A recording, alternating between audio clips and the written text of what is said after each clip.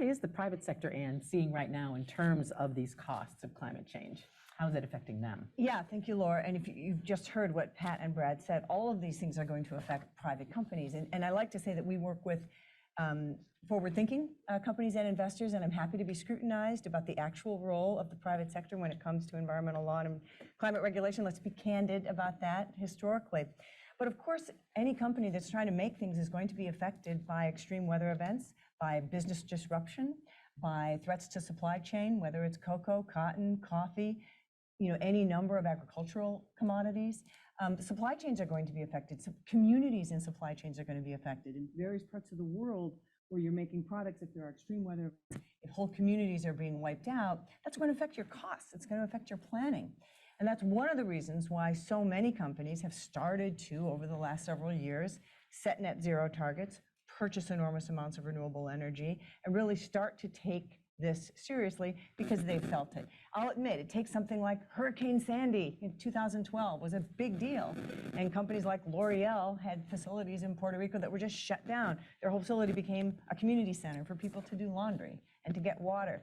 So the level of disruption is profound for many of them, and they're seeing it and they're paying for it. Now, you could say, well, wait, does the private sector really pay? Don't we have a tendency to kind of privatize gain and socialize loss? Yes, we do.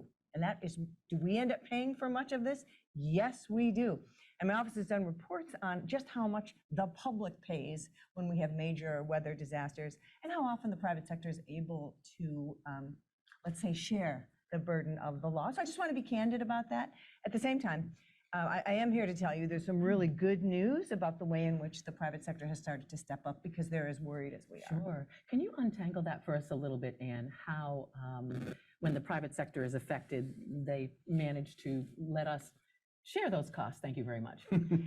Yeah, well, that goes a lot to just the way in which federal tax dollars, go into disaster relief, like FEMA, or flood control, or, it's pretty easy to share those kinds of costs. I'm happy to share the report we did on Hurricane Sandy. It was just really striking that most of the damage ends up being put on the shoulders of public entities. And so the risk there, and some corporate leaders I've talked to have said, our company, in our particular sector, we're not too worried. We're gonna go to the high ground. So this has been a myth that somehow you can go to the high ground and you can pass the costs off on others. And that's certainly a myth now. I can tell you I haven't heard that lately. I used to hear that 5-10 years ago. I would say now nearly every industry we talk to is deeply concerned. Oh, that's interesting. And Pat, we talked about this on the phone. Is it possible to put a dollar figure on these costs? Brad mentioned the public costs. You mentioned the costs to those who make their living from the ocean. Anne mentioned all the costs from the companies that she's working with. Can anybody really put a dollar figure on all of this? Sure. Securities and Exchange Commission said in 2022, extreme weather events cost $165 billion. The United States leads the world in billion-dollar disasters every year. And Brad made the point about extreme weather events. What the science is telling us, and you hear this all the time, you can't connect any single event to climate. And it isn't climate change. I can't settle on what it is, okay? So it's either climate crisis, climate emergency, climate chaos, or maybe what Al Gore calls it, global weirding. But whatever you call it, every single extreme event, heat, drought, fire, flood, storm, disease, ozone, every single extreme event that we're experiencing connected to weather, right, has a human fingerprint. So it's the wrong question to say, is an individual event, these $165 billion in damages event, caused by climate change?